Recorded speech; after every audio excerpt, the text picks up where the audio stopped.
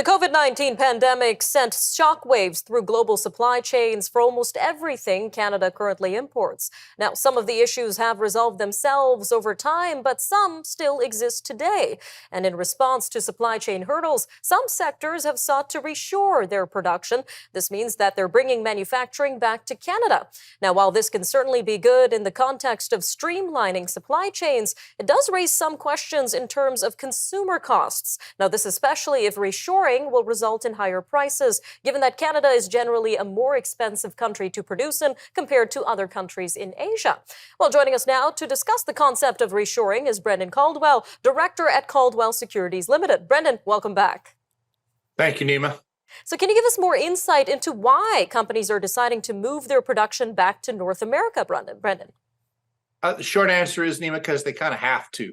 The global supply chains that have been expanding throughout my entire life have become narrowed and obstacle-filled and just difficult. So in a world where we saw democracy spreading, economic prosperity spreading, and trade spreading, it made sense to have production in wherever the lowest cost venue was, assuming that the shipping costs bordered on reasonable.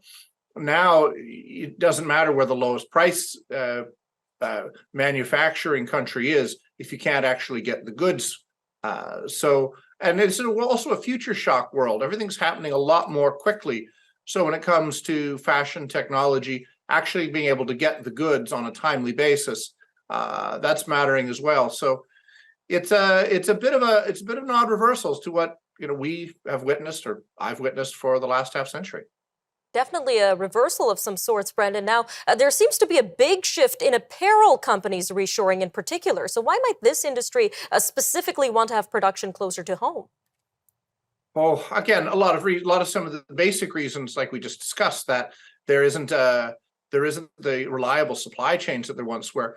But also, fashion is accelerating. It's no longer just the spring and fall shows, Milan, darling, to borrow from The Incredibles.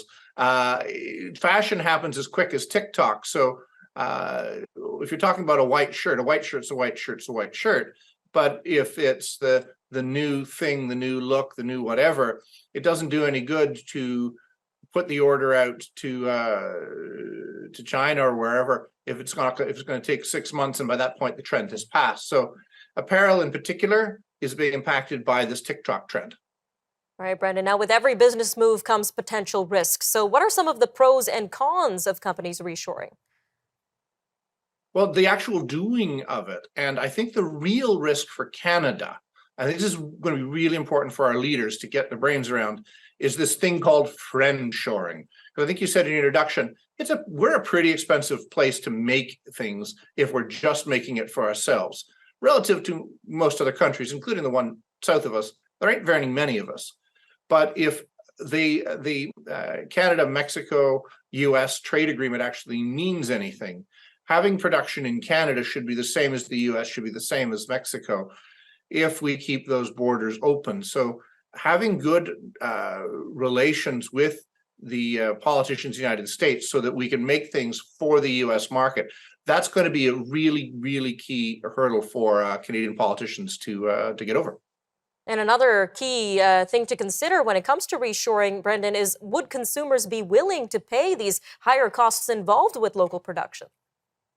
It's a tricky one. It makes the consumer sound, what's the word, bougie. Whether they will they pay or won't they pay?